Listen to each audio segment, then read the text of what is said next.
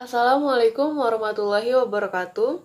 Saya Lulu Uswatun Hasanah dengan NIM 19017106, mata kuliah Sosiolinguistik dengan dosen pengampu Dr. Siti Aini Lulisti, SPD MHum.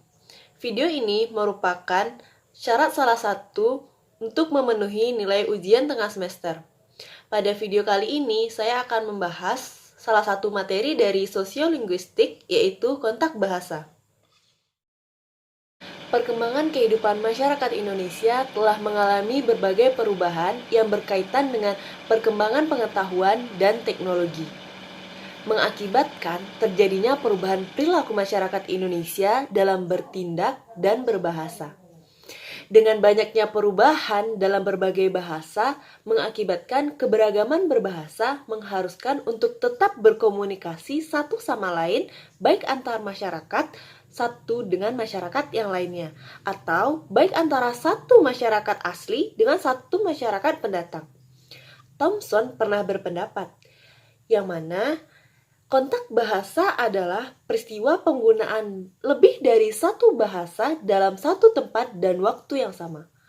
Kontak bahasa tidak menuntut penutur untuk berbicara dengan lancar sebagai dwibahasawan atau multibahasawan, tetapi terjadinya komunikasi antar penutur dua bahasa yang berbeda pun sudah dikategorikan sebagai peristiwa kontak bahasa.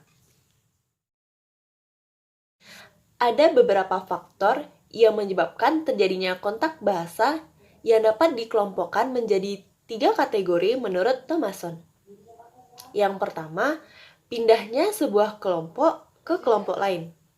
Penyebab terjadinya sebuah perpindahan antara satu kelompok ke kelompok lain karena keinginan atau tekad untuk memperoleh kehidupan yang lebih baik, seperti salah satunya merantau. Merantau termasuk dalam suatu perpindahan suatu kelompok ke tempat lain.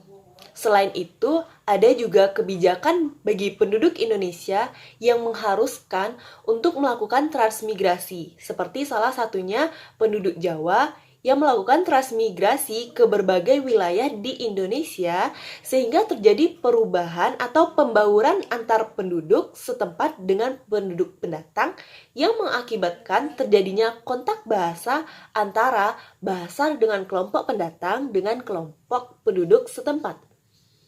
Yang kedua, melalui hubungan budaya yang erat. Kontak bahasa yang terjadi melalui perubahan hubungan budaya yang panjang, yaitu terjadi antara dua kelompok yang hidupnya berdampingan dan berinteraksi secara teratur tanpa kesulitan yang berarti. Artinya, perbedaan dua kelompok budaya atau suku yang sudah hidup berdampingan akan mengalami adanya perubahan bahasa tanpa merasa kesulitan karena antara bahasa atau antara suku yang satu dengan suku yang lainnya sudah mulai terbiasa dengan keberagaman bahasa-bahasa dari suku tersebut. Dan yang terakhir yaitu melalui pendidikan. Kontak bahasa juga dapat terjadi berkat adanya kebijakan di pendidikan. Kebijakan pemerintah yang mengharuskan berbahasa tertentu dipakai sebagai bahasa pengantar atau dijadikan di sekolah sebagai mata pelajaran tambahan atau muatan lokal. Salah satu contohnya yaitu di Sumatera Barat, menjadikan bahasa Minangkabau menjadi salah satu bahasa tambahan atau yang dijadikan sebagai muatan lokal pada salah satu mata pelajaran di sekolah. Ada beberapa peristiwa yang diakibatkan dari adanya kontak bahasa, seperti salah satunya bilingualisme, diglosia, alih kode, campur kode, interferensi, integrasi, konvergensi, dan pergeseran bahasa. Baiklah, kita akan mencoba menjabarkan atau membahas satu persatu peristiwa tersebut. Pertama, bilingualisme. Bilingualisme dapat dibedakan menjadi bilingualitas berimbang dan bilingualitas dominan. Bilingualitas berimbang adalah penguasaan atau kemampuan atas bahasa yang satu sama baiknya dengan penguasaan atau kemampuan atas bahasa yang kedua. Orangnya disebut dengan ambilingual atau equilingual. Ambigualitas dominan mengacu pada penguasaan atau kemampuan atas bahasa yang satu lebih dominan daripada penguasaan atau kemampuan bahasa yang lainnya. Seseorang tersebut disebut dengan bilingual aktif atau produktif jika ia mampu menyampaikan gagasan-gagasan secara lisan atau tertulis, sedangkan jika ia hanya mampu memahami apa yang ia dengar atau apa yang ia baca, ia akan termasuk pada kategori bilingual pasif atau reseptif. Yang kedua adalah diglosia. Ferguson pernah menggunakan istilah diglosia untuk menyatakan keadaan suatu masyarakat di mana terdapat dua variasi dari satu bahasa yang hidup berdampingan dan masing-masingnya mempunyai peranan tertentu.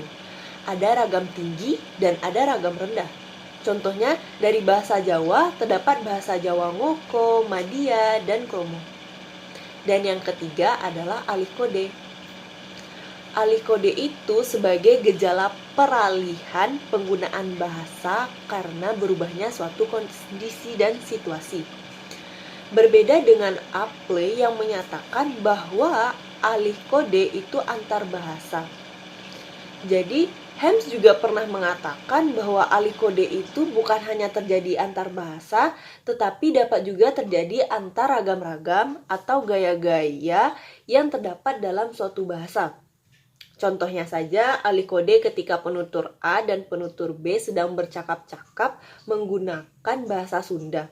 Kemudian datang si penutur C yang tidak mengerti bahasa Sunda, maka A dan B beralih kode dalam bahasa Indonesia, yang tentunya saja akan dimengerti oleh si penutur C.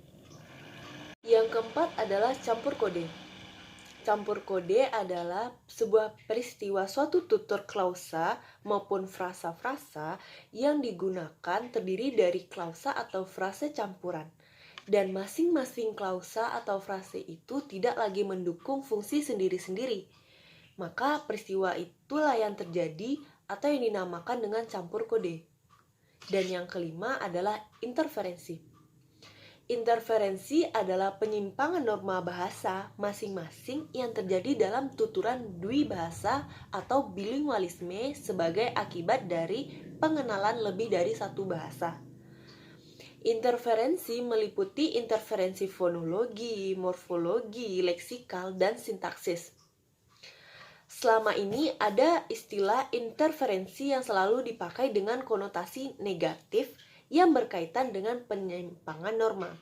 Karena itu, ada juga yang tidak memakai istilah ini dan sebagai gantinya dapat dipakai dengan istilah transferensi atau transference yang mencakup gejala interferensi dan gejala sejenisnya. Yang keenam yaitu integrasi.